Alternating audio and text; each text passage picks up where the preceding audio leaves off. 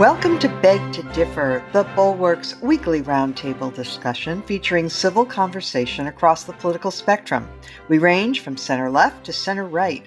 I'm Mona Charen, syndicated columnist and policy editor at the Bulwark, and I'm joined by our regulars, Damon Linker, who writes the Substack newsletter Notes from the Middle Ground, and Linda Chavez of the Niskanen Center. Lawfare's Ben Wittes is very kindly sitting in today for Bill Galston, and our guest is Eric Edelman, former top official in the State and Defense Departments, former ambassador to Turkey and Finland, and host of our sister podcast, Shield of the Republic, which if you are not listening, you must, because it is one of the most intelligent, informative podcasts out there. So, welcome, one and all. We have a lot to get to this week. We will come to the 30-car pileup that was CNN's town hall with Trump on Wednesday evening. But first, let us turn to events in Russia and Ukraine. So, Eric Edelman, Volodymyr Zelensky announced yesterday that the much anticipated and looked for spring offensive may have to wait a bit longer because they still need more supplies. Russia held its annual Victory Day parade, and it featured just one solitary tank from the World War II vintage. There has been open sniping between the head of the Wagner Group, I'm not sure how you pronounce it, and the military leadership in the Kremlin. And then one more thing, just to set this up. There are a lot of stories in the American press about how much is riding on this spring offensive by Ukraine. You see a lot of analysis saying, well, Ukraine has to prove that it can win decisively on the battlefield and push back Russian advances in order to maintain Western support. And my reaction to that is, this is a brutal war of aggression by one of the most rapacious regimes on the planet. Shouldn't our position be rather our support is pretty much unconditional? Mona, of course, I agree with you, and I wouldn't expect any less from a fellow unreconstructed Reaganite. Look, I think President Zelensky, and not just President Zelensky, I think Defense Minister Reznikov's interview with Isabel Khurshudyan of the Washington Post over the weekend as well, have been engaging in what I would call expectations management about the offensive. And you're quite right. President Zelensky said they need to wait for all the kit that is arriving from their Western supporters. They also, I suspect, are waiting for the ground to firm up because it's still a fair amount of mud, which reduces mobility. And so he's trying to, and Reznikov are trying to downplay expectations. I think there were documents, apparently, I still have clearances, and so I'm not allowed to actually go online and look at the Discord documents because they all remain classified. But from the press accounts, I see that there was some speculation in those documents that the Ukrainians might have a hard time recovering much territory from the Russians. And so I think the Ukrainians are concerned that we shouldn't allow exuberant expectations of what they might accomplish that might have been set, for instance, by what happened in Kharkiv last fall when they routed a lot of Russian forces, in order to make sure that they don't appear to underperform and therefore jeopardize public support in the U.S. and in Europe. There is some polling data that shows that you're beginning to see a little bit of Ukraine fatigue after pretty robust support in the American public for Ukraine. You also see in some of those same polls, by the way, a view expressed that Biden administration ought to give the Ukrainians everything they need to win now and not turn this into an endless war, which I think makes enormous sense. But I think you also should remember Avril Haines, the director of national intelligence, testified last week that the Russians are so depleted in personnel and equipment that it's hard to imagine them doing any offensive operations for the foreseeable future, perhaps up to as long as a year. And I think you're beginning to see some of the results of that in the successful counterattacks that Ukrainians have launched in the last several days in Bakhmut, taking back some of the hard-won territory that the Russians have managed to gain in these sort of human sacrifice attacks that they've been launching for 9 months now in Bakhmut. So I think there are prospects for the Ukrainians to do well, and we can talk about some of the reasons for that. But I think they're trying to set expectations.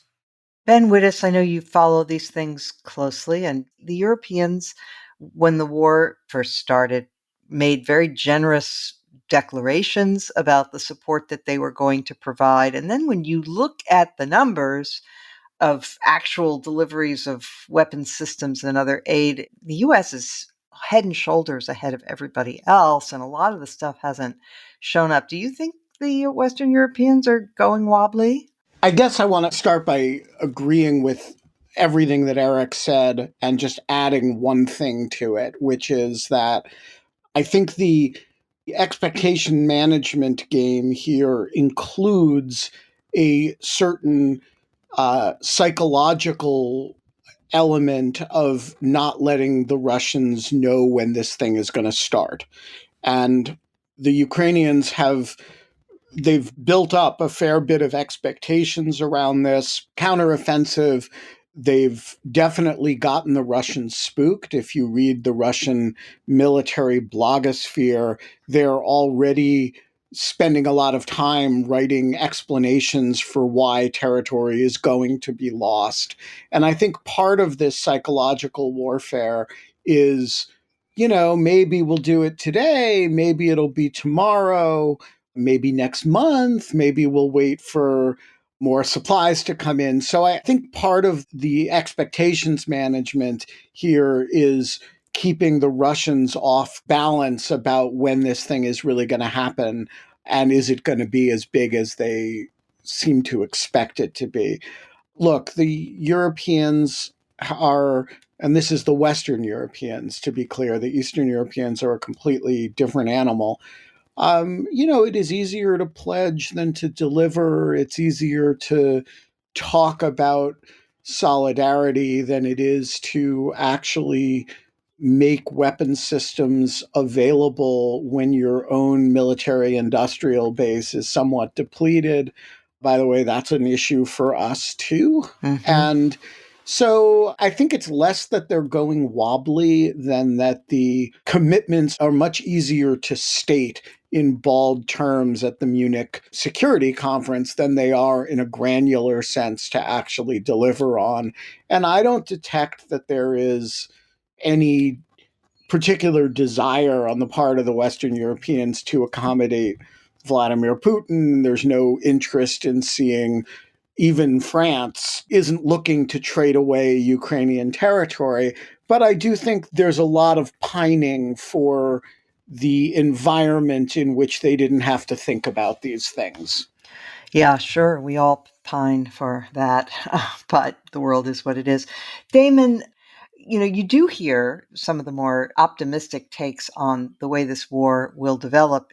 Some people point out that we're just now getting to the point where the sanctions against Russia are starting to pinch in the sense that they can't get computer chips, which means they can't produce long-range missiles and, all kinds of high-tech equipment that they rely on. And that's why they've had to resort to going to Iran for weapons, and that Putin has always gambled that it was going to be Ukraine and Ukraine's supporters in the West who would blink first and who would say, this is just going on too long, we have fatigue. Whereas it could be the other way around. It could be the Russians that, they start losing even more people because their weapons become less and less effective. Yeah, absolutely. We're dealing, and in a way, this is the subtext of everything that Eric and Ben have said already, and your comments too, that we're dealing with a reality that's on a timeline. There are expectations to be managed, as everyone has noted. And the fact is, what we need to do is make the case for why this is important and explain why it's going to take as long as it takes. And to go to something that's also been said, stay on Biden about getting the weapon systems where they need to be as soon as possible. Because the reality of politics is always that we can sit here and talk about how our support has to be unconditional, but politics is a game where everything is conditional, that we need popular support to back these things up. And I guess because of that, I'm going to go back to something that I've been harping on for quite a long time whenever we talk about Ukraine and Russia on the podcast, which is that as much as I've loved Biden's policy as it's been enacted on the whole, and occasionally have been very impressed, when he jetted off to Ukraine in secret and gave a very good speech in Poland afterwards. I do wish that he were doing more to make the case to the American people, to explain, and not just in terms of what can sound, I think, to a lot of people like a bit of abstraction about fighting for democracy, but making the case in terms of hard-nosed American interests. That, look, we live in a dangerous world. We are facing rivals who are very powerful and have interests diametrically opposed to ours, namely in Russia, but far more so China. And that of the American people seem to recognize now, as do our leaders, that China is a huge threat to American interests. And if this doesn't go the way we need it to in the fight between Ukraine and Russia, we are going to have a much harder time of it in our burgeoning confrontation with China. And so this matters. It matters that we make it clear that however this gets resolved between Russia and Ukraine, not trying to pregame exactly what the settlement is, but whatever it is, Russia needs to come out of this with a huge black eye and a hell of a lot of damage, making the case both to Russia and its future leaders and to China that if you try this crap by invading your neighbor, that you're going to pay a pretty painful high price for it. And I just wish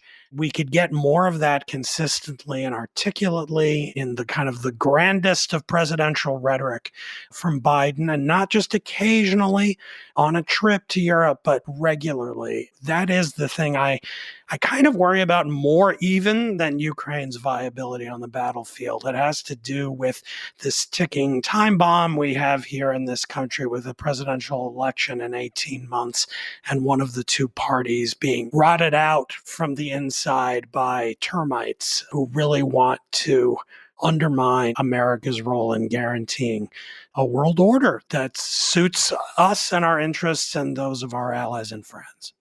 Linda, to that point, you often hear this fatuous argument from Republicans in the House and elsewhere that, this is a distraction because the main issue is China.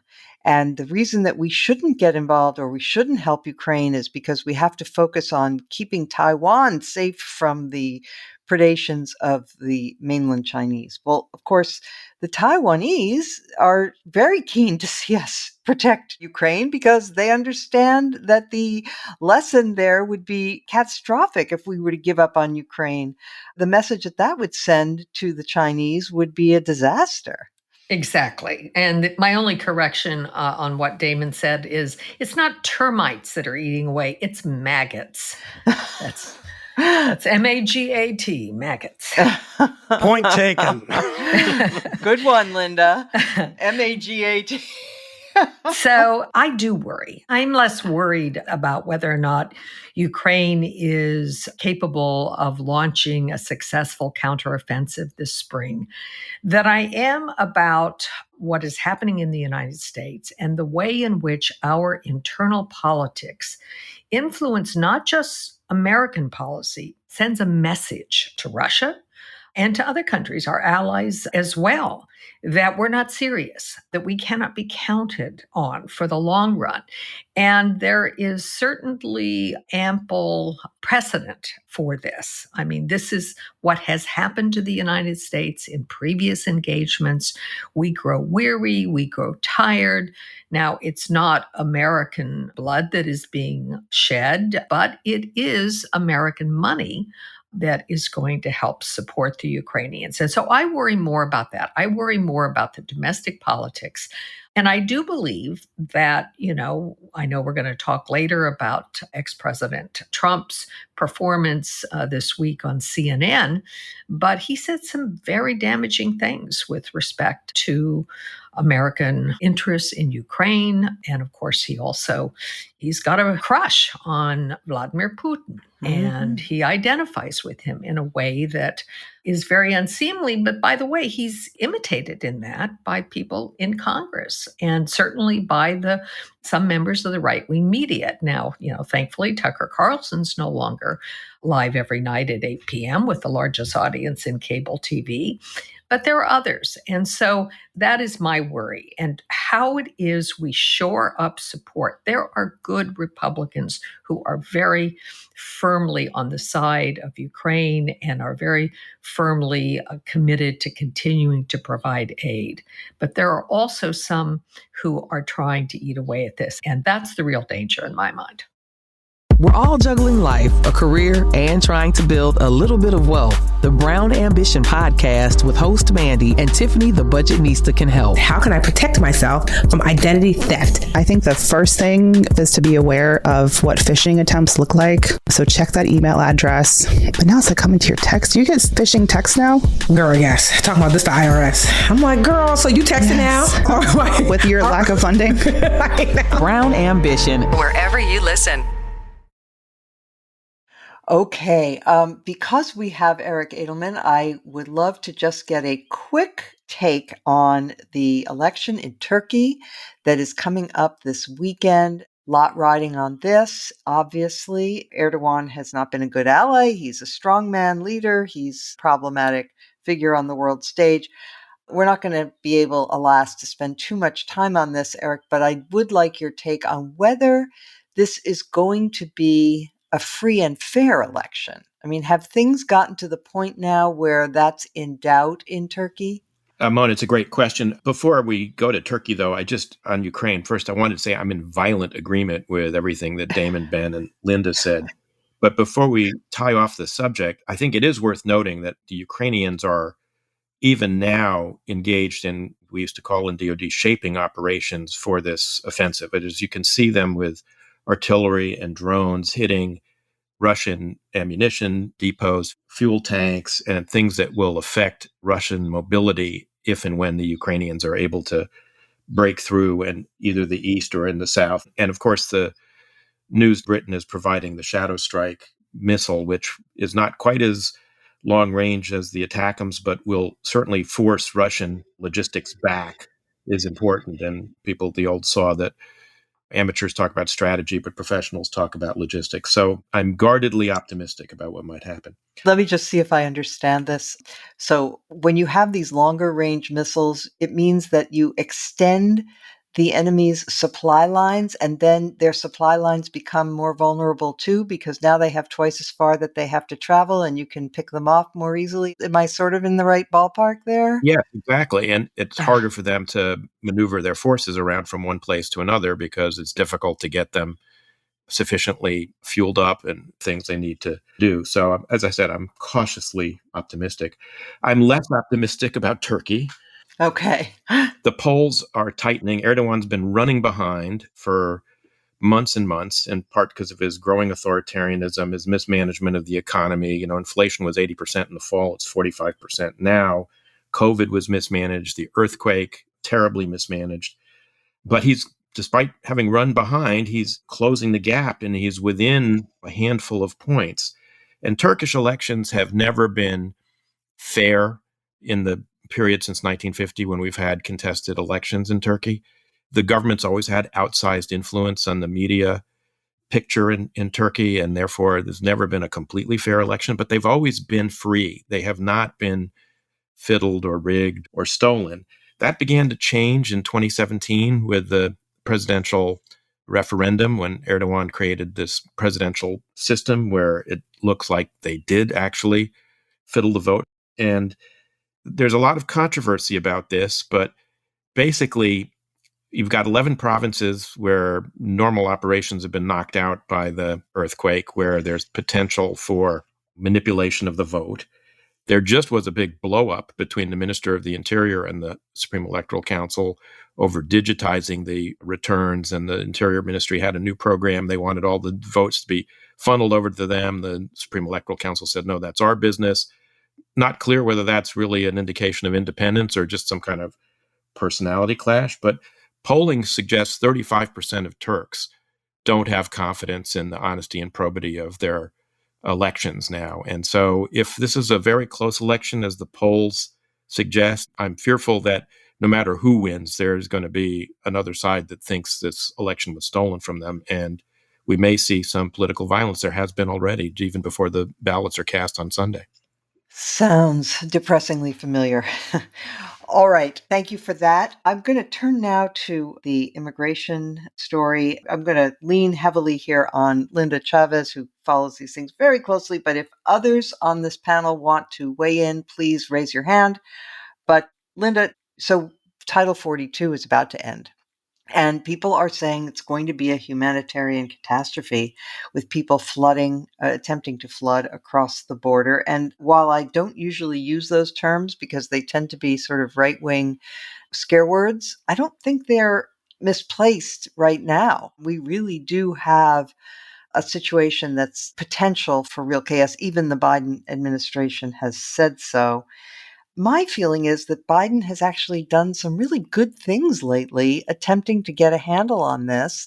The new rules about having to apply from your home country and having to use an app and having to seek asylum elsewhere first, if you're from a country other than Mexico, all of these things strike me as positive. What is your sense?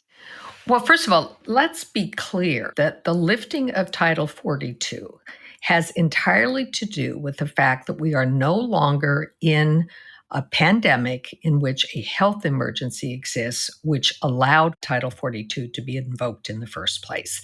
We're doing this because it's tied to the lifting of the emergency that constituted COVID-19.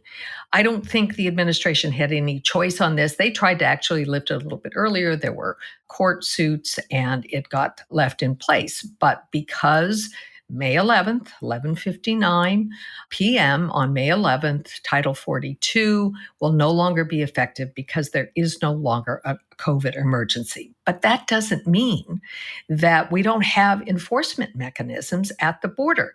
And in fact, Title 8, which is the primary method by which we remove people who try to come into the United States without authorization, is not only in effect, but it's pretty onerous.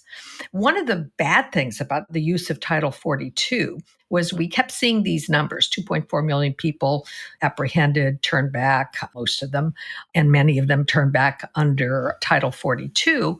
Well, those were not necessarily 2.4 million individuals. Under Title 42, you'd send somebody back, a male apprehended at the border, and a few hours later, a few days later, that same person might cross again.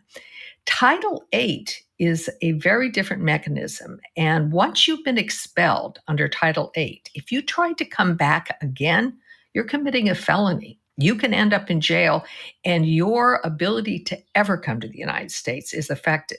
And just being turned away under Title 8 with expedited removal makes you ineligible to come again into the United States or attempt to come for 5 years. This idea that we don't have a mechanism, we do. And in fact, I think the New York Times had a very interesting graphic. It was called Who Gets In? A Guide to America's Chaotic Border Rules. And it sort of gives you the lay of the land into the way in which people come in. And you're absolutely right, Mona, that the Biden administration gearing up and preparing for what's likely to happen when Title 42 is no longer able to be used is that the administration, number one, provided ways for certain people trying to get into the United States to come in to apply through an app on their telephones, to apply some of them in their home countries or in regional centers. And it gave them a method to do so that allowed them to come and be sponsored by somebody already in the United States so that they not become a burden on communities like the people we're seeing sleeping on the sidewalks in places like El Paso. It also, under Title 8, they can be turned back in an expedited removal, and I would assume that most of them will. Now, how many people who have legitimate claims for asylum will be turned away is an open question. I think that's some of the criticism that we're hearing from immigration advocates, is that people who do have legitimate claims for asylum in the United States may in fact get caught up in this effort to turn back. And I also think you have to remember that states like Texas, Governor Abbott, who's created this special squad, I think it's called Operation Lone Star, he's actually got sheriffs in some counties who are actually engaging in their own efforts to arrest migrants who are coming across the border illegally. So this idea that, suddenly we're going to have 1 million people on our border, they're all going to come in, they're going to become this huge burden, I don't think it's going to be quite that bad. And I think the administration has gotten zero help from Congress in trying to do something that would relieve the pressure valve and allow people to come in legally. And so what they've done is to take administrative steps to try to provide avenues for certain people, Venezuelans, Haitians, Cubans, Nicaraguans, for example, to be able to come in 30,000 a month and to be given at least temporary residence here, so long as they have somebody, family member, friends, etc., who can provide assistance to them. You don't hear this much, and I don't deny that there is a problem with all the people sort of massing at the border, but if you look at the results of the Biden reforms just in the last several months, I'm reading now from The Economist, border encounters of Ukrainians trying to cross illegally fell from an average of 940 per day before the initiative to only about 12 per day. The number of unlawful crossings by Venezuelans, Cubans, Haitians, and Nicaraguans, the 4 countries that have the special parole system, fell from 84,000 last December to 2,000 in February. So right. That is progress. Look, you say the advocates are very upset. And boy, I'll tell you, my inbox has been exploding with people saying, attend this or that meeting about this terrible thing that Biden's about to do to immigrants and so forth. And look, there is that part of the Democratic Party. But if you look at polling, and I hope this is what the Biden administration is thinking, because frankly, candidly, it seems to me this is one of Biden's big weaknesses politically. Inflation, his age, and chaos at the border are big ones, maybe crime too. But on the other hand, if you look at polling, here's something that may surprise a lot of people. 59% of Democrats, 59% want more border security. And 54% of Republicans approve of allowing those who were brought here as children to be given green cards. And oh, by the way, that is a real crisis that is about to happen, because we are going to get a court decision. It's going to be handed down. It's going to be negative. And all of those dreamers who have had legal authorization to work in the United States are going to be in jeopardy of losing that. And you're talking about a brain drain, if that were to happen, that would be really catastrophic in some communities and would really hurt Americans. It would hurt our economy to lose these young people who are serving in the military, in college graduates, studying to be doctors, even lawyers, etc. Home health aides. Yeah, home health aides. To suddenly lose, nearly 1 million of those young people when we already have a labor shortage. And these are not people, by and large, doing low-skilled jobs. These are often people doing high-skilled jobs. It would be a disaster. So, look, Congress has refused to deal with it. Republicans aren't serious. They are voting on an enforcement-only bill that is draconian and that has no chance of passing. If they would get serious and help solve this crisis, all of us would be better off. Right. Okay. We will continue to follow this, obviously. Let us now turn to the disastrous decision, I'm not going to hide how I feel about this, by CNN to host a town hall featuring Donald Trump. Now, I don't think it's fair to say that CNN shouldn't interview Donald Trump, shouldn't cover Donald Trump, but whatever boneheaded producer or executive thought that a town hall format was the way to go with an audience that somebody said they could have been bust up from the Mar-a-Lago parking lot. It was a claque of MAGAites, and the results were just appalling. So Caitlin Collins labored mightily to try to push back and to fact check in real time, but it was hopeless because, as somebody put it, he shoots out lies like an AR-15, and you can't keep up. Ben Wittes, what was your reaction to last night? Well, I protected myself from my most ferocious reaction by not watching it and by only getting the accounts of it from friends and people on Twitter. I'm, of course, not on Twitter anymore, but people still send me tweets, and therefore watching little clips. Look, I think your summary is exactly right. This was the anticipated result of a format like this. It was anticipated by a great many people.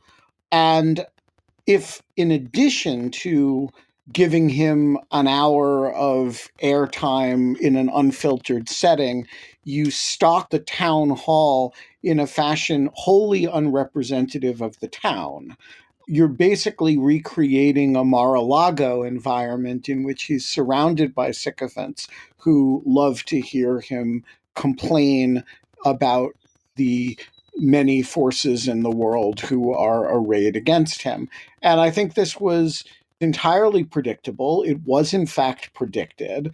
And the basic problem that it highlights is that the cable news media, and I want to distinguish between that and a lot of written publications, a lot of other broadcast publications, still haven't figured out what the right way to cover him is. And it's not that they haven't had some good models, but the pull of their ratings and the pull of their consciences or news judgment go in very different directions.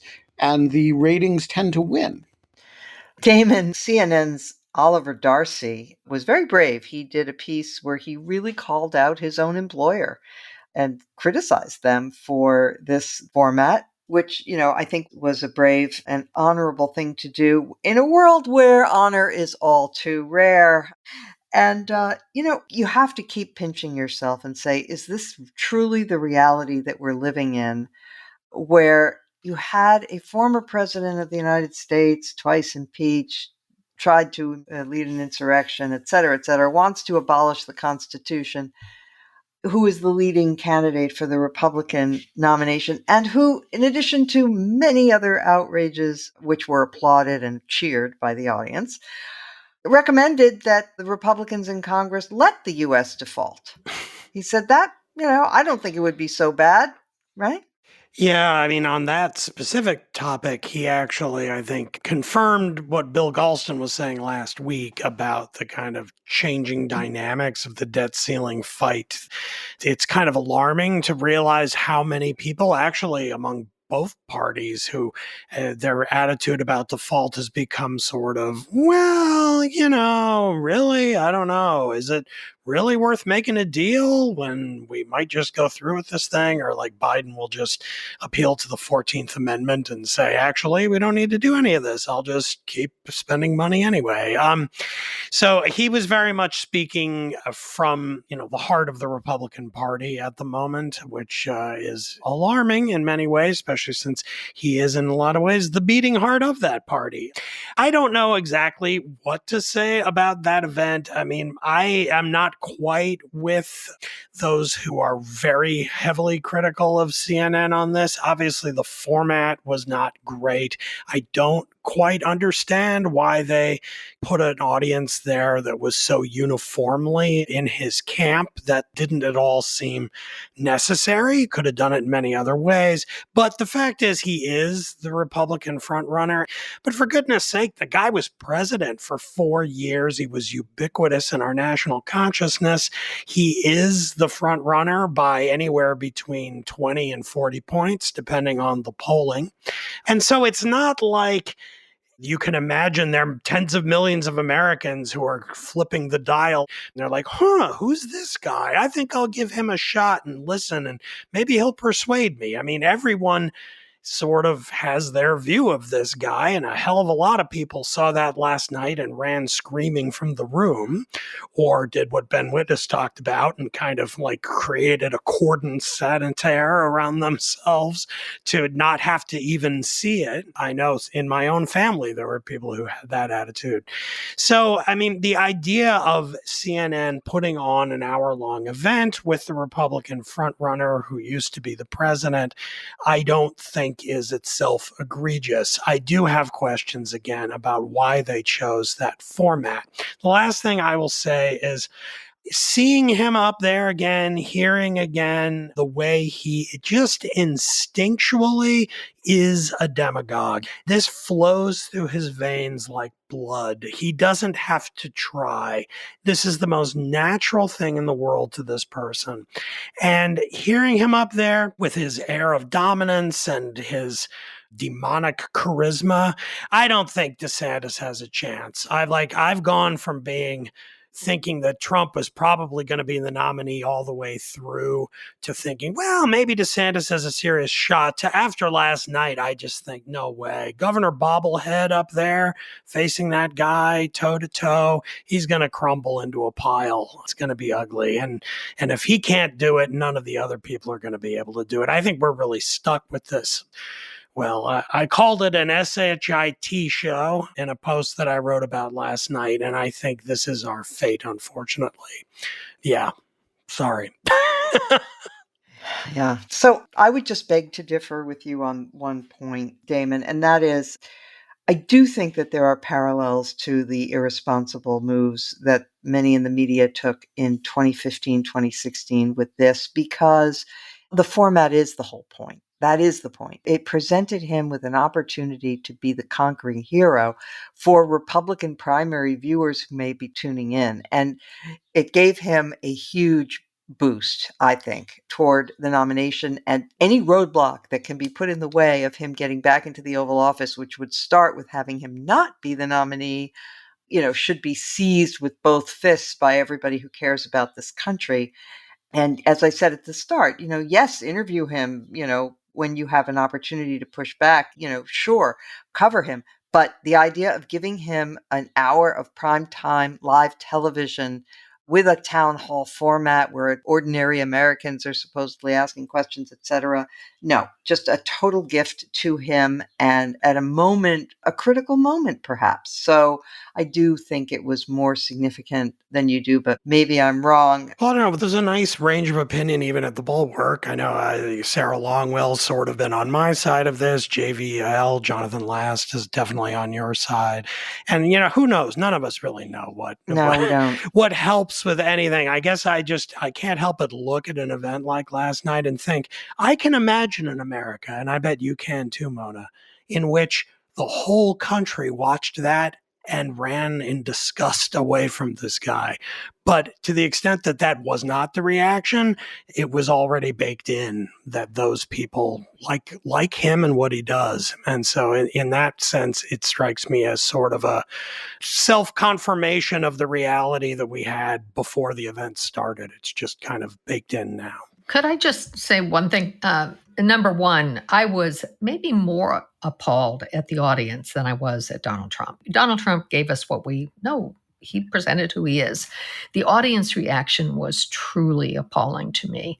The way in which they cheered him on when he was calling E. Jean Carroll a whack job, the way in which they laughed and giggled about the idea that, who goes into a dressing room with a woman for hanky-panky, that, the way he presented it.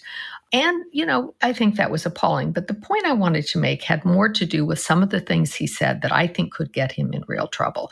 I mean, he basically talked about the documents case at Mar-a-Lago in ways that hopefully Jack Smith and his various investigators were watching and recording, and those words may come back to haunt ex-President Trump. I mean, he basically continued to assert that he had the right to take documents, that his very taking of them declassified them, and that, that somehow this was a matter of negotiation. He said a lot of things, including on the Access Hollywood tape front, instead of the apology that he eventually gave in 2016 on that tape and, blaming locker room talk, he basically was saying, yeah, I'm a star. Women want it. Mhm. I'm going to go up and grab them by the genitals because they let me. He said that. And I just think in a general election, maybe for the people in that room, it didn't have that effect. But I think for a general election, there are a whole lot of women who are going to find that so cringeworthy that they just, would never be able to accept him. And in the E. Jean Carroll case, 6 men on the jury. 6 men. Yeah, right. One of whom apparently was very, pro-Trump, friendly to Trump. And hopefully we'll never know who those people are because their lives, I think, would be very much in danger if we were to find out who they were. Can I jump in here? Absolutely. I was coming to you next, but go. At the risk of piling on, if this were merely poor Caitlin Collins trying to keep up with the fat fire hose of falsehood sitting opposite her on CNN, that would be enough of a problem for our domestic politics. But last night had ripples around the world as well because of his, again, unwillingness to call out Putin's war crimes, to say that it's important for Ukraine to emerge victorious out of this, to Damon's earlier point. And for a lot of allies looking around the world and seeing this is the Republican front runner who still has a chance to be elected president of the United States a year from now, they're all going to be making their calculations about how do they adjust to this if that transpires.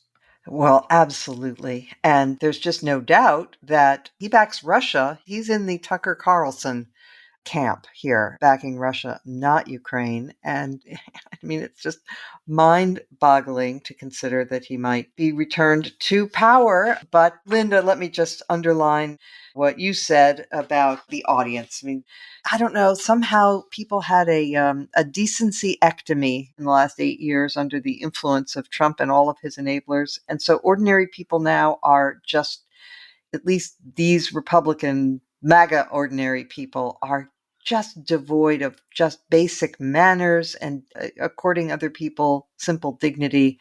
It is beyond depressing. And since we're on the subject of depressing, anybody is invited to consider the comments of Republicans before the CNN town hall. When we just had the verdict in the E. Jean Carroll case, you had Senator Tommy Tuberville saying that it made him want to vote for Trump twice. You had Marco Rubio disparaging the jury system. You had Lindsey Graham saying, I think you could convict Donald Trump of kidnapping the Lindbergh baby, and so forth. But here's my final question. And I guess this is kind of impossible to know, but I'm going to direct this impossible question nevertheless to you, Eric. So the Trump people were thrilled with his performance on CNN, but the Biden people were happy about it too. Because they apparently are confident that, once this gives them all kinds of fodder for making campaign commercials and that Americans faced with the choice between Trump and Biden will reelect their guy. It makes me uncomfortable that they're so happy about this because I think it's too arrogant. I think it doesn't recognize the dangers sufficiently. I don't know. What's your take on that? No, I agree totally. And while one would hope that people's reaction was the one that Damon described, which is that people would go running from the room, and President Biden himself tweeted out, I think not inappropriately, okay, folks, this is your choice, me or him. That is likely to be the choice. But I still worry that we're one slip on the stairs of Air Force One or one health crisis or a downturn in the economy away from having a very real chance that Donald Trump will be elected once again. And the polling is not nearly comforting enough to warrant, I think, that kind of confidence. Yes. All right.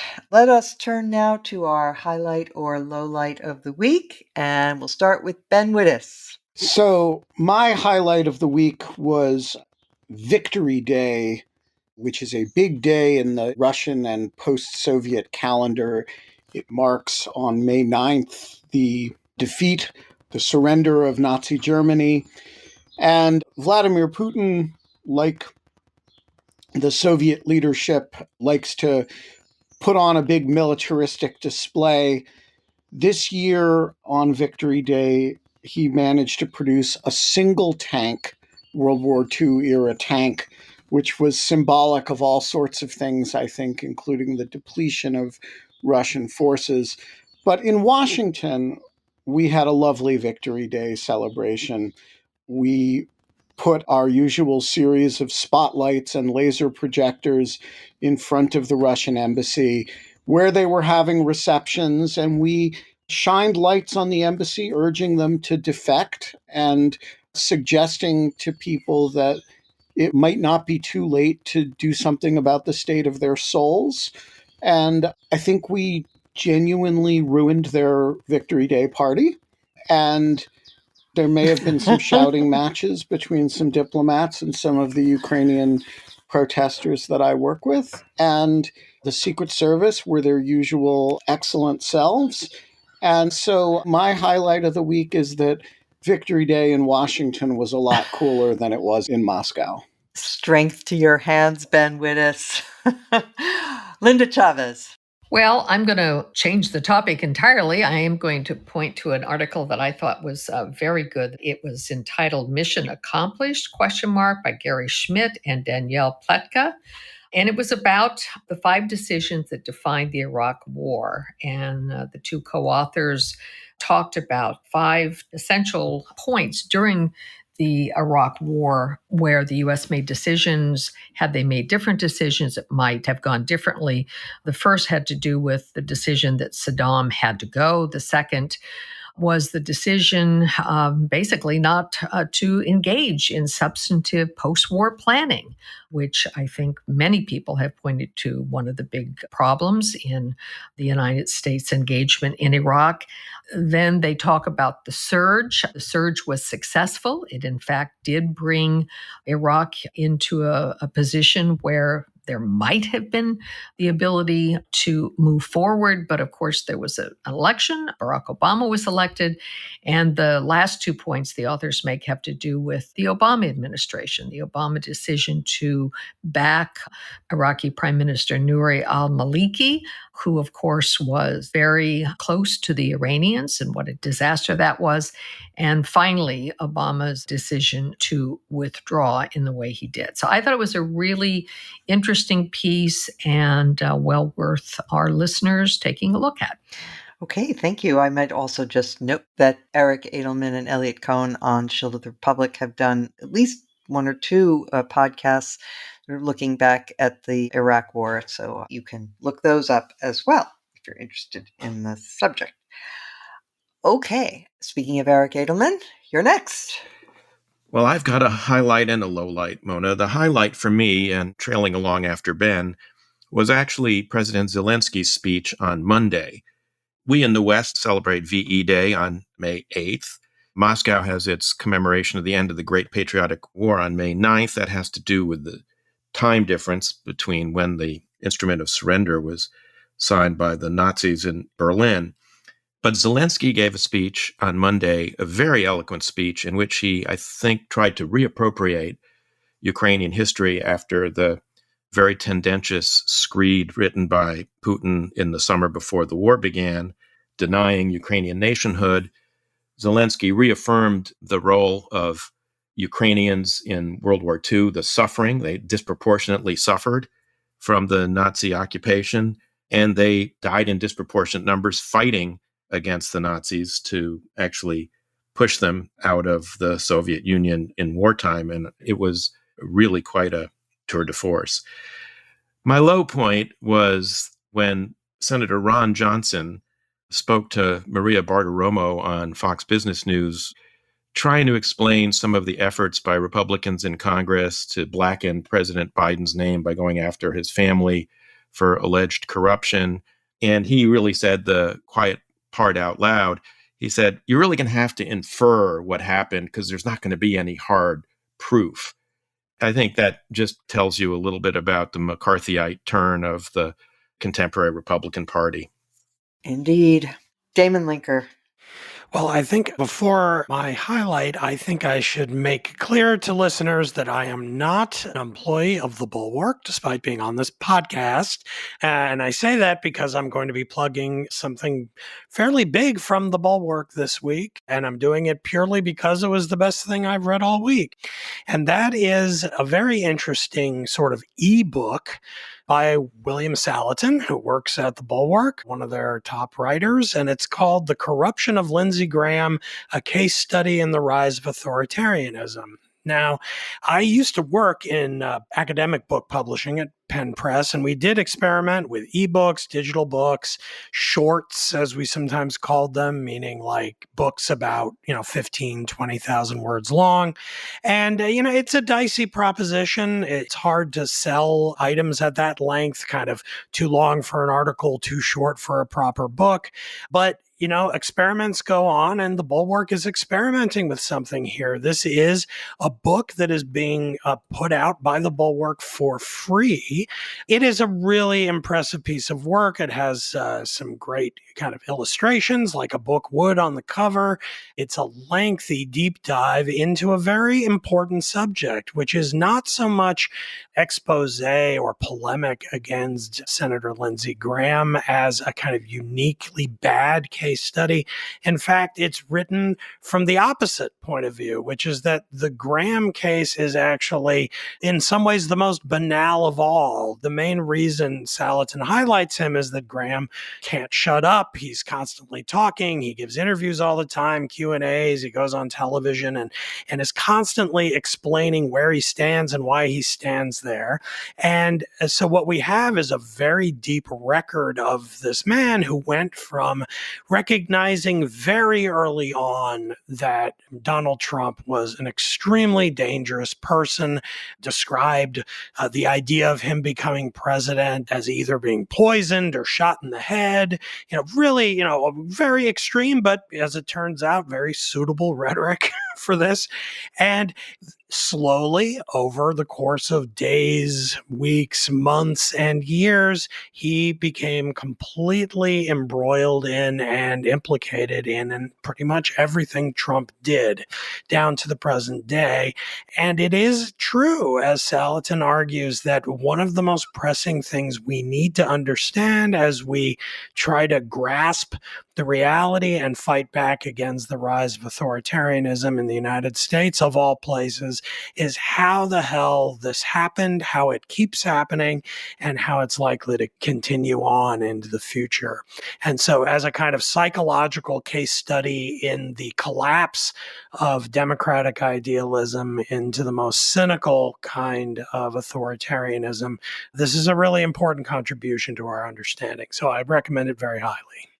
Well, thank you so much for that. I'm happy to say that Will Salatin will join us next week, and we can discuss that fantastic short book even further. I recommend that everybody download and read it. You can download a PDF of it if you go to thebulwark.com and read it at your leisure. It is a fantastic read. It really is. There are so many little nuggets all the way through where you just think that is eminently true, Will Salatin.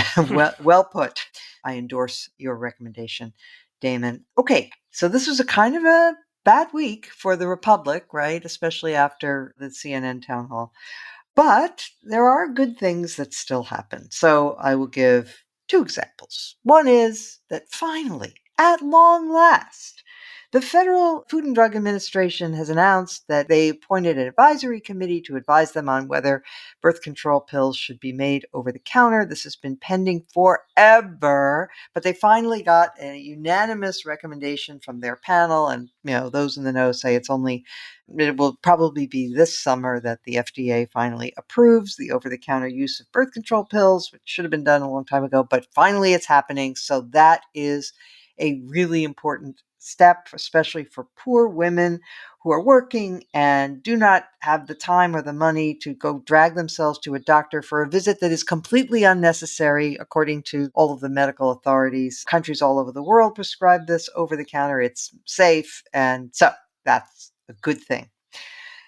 Second good thing, New York City schools chancellor, under the leadership of Mayor Eric Adams, has announced that all elementary school students from now on will be taught to read using phonics. Again, this has been a slow evolution away from whole language and other sort of fraudulent fads that have dominated education in this country for way too long. And the reading scores bespeak how much of a disaster it has been. Half of all elementary students in New York and more than 6 out of 10 Black and Hispanic students are not proficient in reading. And this handicaps them for life. And the results with phonics are dramatic, and it is finally taking hold. New York is the largest public school system in the country. And so hopefully now with this move, it will finally get the other 45% of the country that is still using whole language and other non-phonics programs to get off first base and take care of business here, because this is just an obvious reform. It's far more important that students learn to read competently than that we have fights about race or sex or any of the other things that currently dominate education discussions. Teach them how to read. Okay, with that, I want to thank our guest, Eric Edelman, and our fill-in, Benjamin Wittes. Thank you both so much for gracing us with your presence. Also want to thank our producer, Katie Cooper, and our sound engineer for today, Aaron Keene. And of course, I want to thank all of our listeners. And again, you can download the book about Lindsey Graham from bulwark.com, and we'll have Will Salatin on next week. And we will return next week as every week. Dissecting politics with exclusive interviews, commentary, and humor. Useful Idiots with Katie Halper and Aaron Mate. I really don't like sharks, and I think we live in a very sharkagandistic world. Quote, one thing to keep in mind is sharks are not out there trying to eat surfers and swimmers. They'd much rather eat fish, but in many cases, they mistake us for their actual prey. When they do bite, they usually move on. That's supposed to make us feel better? Useful Idiots, wherever you listen.